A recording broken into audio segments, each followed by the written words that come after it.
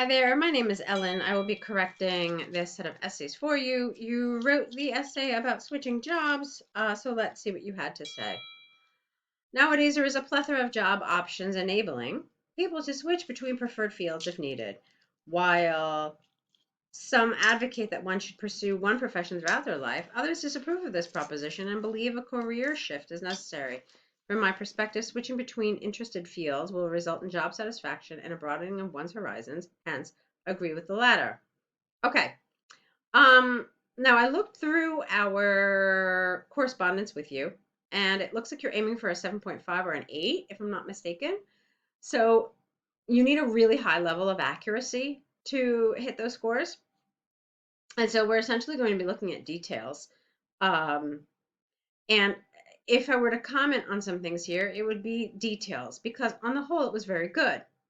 Especially really liked this middle sentence here. That was very nice. Okay. And you had some nice vocabulary, but there were also some things that I would absolutely change. The first thing I would change is this comma. You absolutely don't need it. So it's an unnecessary pause. So you need to get rid of that. I already told you that I liked this sentence quite a bit. For me, this sentence had some problems. First of all, the term interested fields is really rather awkward. I know you wrote preferred fields here and I didn't comment on it. It felt fine, but interested fields sounds a little strange. My first thought is to simplify and put the word jobs, okay? For a couple of reasons. First of all, you haven't really used it a lot. Okay, you used it here and you used it here, but it's not, a terrible thing to do. Or you know what you could have done, which I also don't see anywhere, and this actually would have been ideal. This covers this problem. How about positions? Okay, maybe that would have been a good choice here. But I definitely don't like interested. I would have just said switching between positions. I was also going to comment on the word switching, but it's fine. I mean, you can use it. So, from my perspective, switching between positions will result in job satisfaction. The reason why I get rid of the word fields entirely is because the essay doesn't talk to you about fields. It talks to you about jobs. So, in other words, a different field would be going from IT to marketing. That's a different field. But this doesn't ask that. This says just going from different jobs. So again, if you're in IT at, geez, I don't know, Google, it's like you're going into IT at Apple or something. Okay. So this is the difference we're talking about. So I didn't like the word fields. I would have switched, I would have made position here. So from my perspective, switching between positions will result in job satisfaction and a broadening of one's horizons. Now, here's where you got into a problem. You don't have a subject. Okay, switching. Who's switching? People's switching. Okay, so employees switching. So when you do a structure like this, the subject has to be the same on this part of the comma and on this part of the comma. Here you don't have a subject at all. Okay.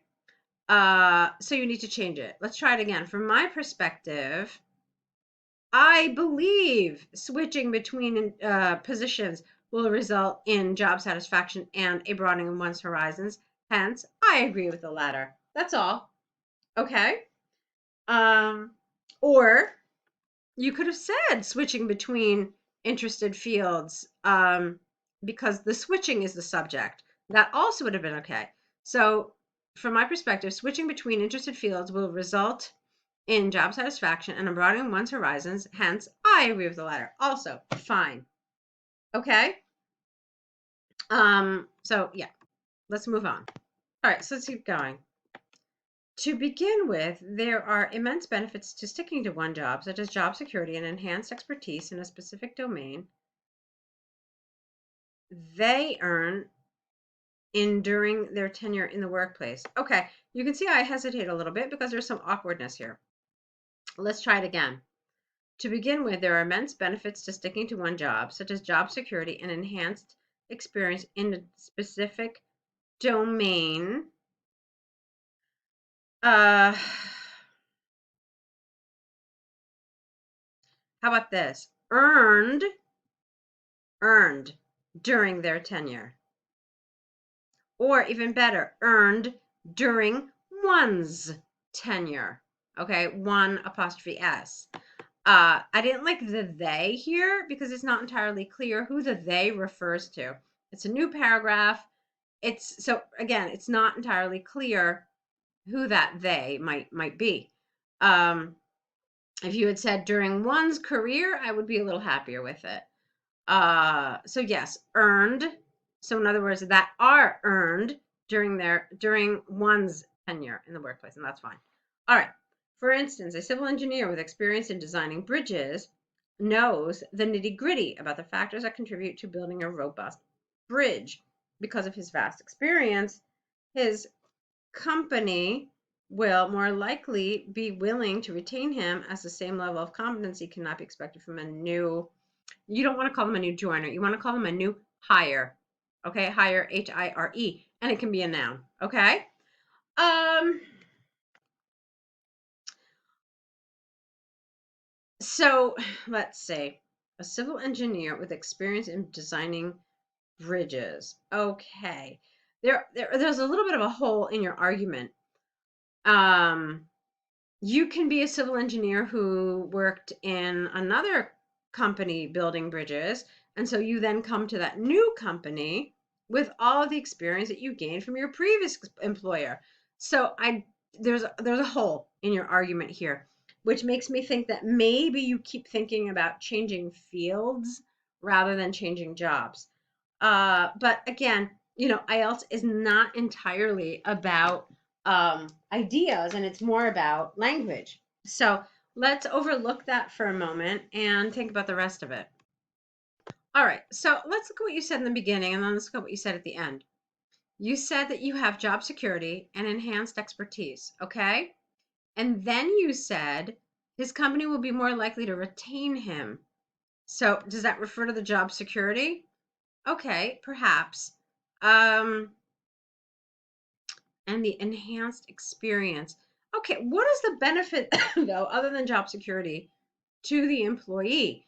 I mean, so I would have liked to hear something about maybe increased benefits, maybe bonuses, maybe a higher salary. Okay, so I felt like it was a little underdeveloped. Um, and yeah, I think you could have maybe said a little bit more about this. Now, I know you're certainly over 250 words, but I do want to take a quick, oops, what did I just do? I think I just did something. Give me a second while I fix that. Great. Let me just see. Okay, yeah, it's at 252. So I think you could have said more, honestly. I think there was more to say, and I think you probably should have said a little more here. Let's continue. However, gaining experience across various fields adds, again, fields, careful. We're not talking fields, we're talking jobs. Adds a variety of skills to one's portfolio, which is becoming more imperative nowadays with new and blended jobs emerging in the market. Nice. An example of such would be freelancers working in social media. They have higher employability in the field of media and filmmaking due to their hands-on experience in creating videos and editing them on a frequent basis, even without tertiary education. Get rid of the A. Now, here, I definitely have to comment on your task achievement. This is not what they're talking about. Okay, you're talking about freelancers, but you're not telling us that, I mean, you're talking about them creating videos and editing them, but you're not talking about them switching jobs. There's nothing about that here. You're not telling us that they are successful because they've switched to multiple jobs and this allows them to be very flexible and desirable employees. Okay, so your task achievement here is really rather off. Here in this paragraph, what you're supposed to be telling us is about the benefits of switching jobs. What do we gain when we move from job to job? We get maybe new soft skills. We get improved soft skills because we have to interact with new people and we have to adapt to new environments, etc., etc. Okay? Or maybe we are able to negotiate a higher salary. Okay? So if someone has recruited you from another company, you may be able to negotiate a higher salary so that you can leave your stable, familiar position. Okay, so these are some of the things you should have been talking about here, and I didn't really feel this paragraph was particularly successful in answering the question. Okay, I mean the language was good, but again, the problem here for me definitely is task achievement. To conclude, while being a specialist has its perks and status and value, there is a myriad. Again, I'm not sure about this. You use plethora, here you're using myriad. I really want to look this up. I believe it might be there are, because the word here is skills. It's it's one of those words. I do want to look though and tell you for sure. So there is a myriad of skills that a person can miss out on that add to their experience and value. Okay, great. All right, so I want to give you the answer to the question about myriad and plethora. I can tell you that you can use both, even though there are, makes a little more sense because plethora already implies plural. There are a plethora of job options. Okay, and even to my ear at least, it sounds more logical. They're both correct, but maybe there are is a little more correct. That's the answer there. And then myriad is really often misused. So you'll even find native speakers using it like this. You're not supposed to really use a in front of myriad.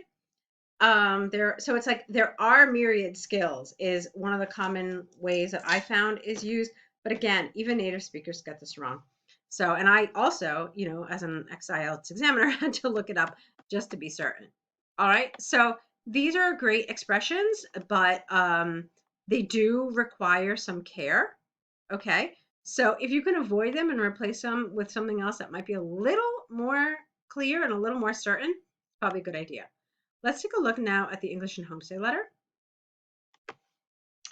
Dear Mr. and Mrs. Smith, I am writing to thank you for agreeing to be my English and Homestay program host. I would really appreciate if I got some information from you about the UK before my arrival in July.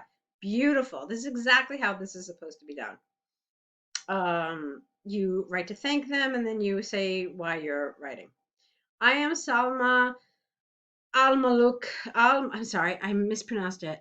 El Mamlouk, an Egyptian by nationality living in the United Arab Emirates, and I study media and journalism at the American University of Dubai.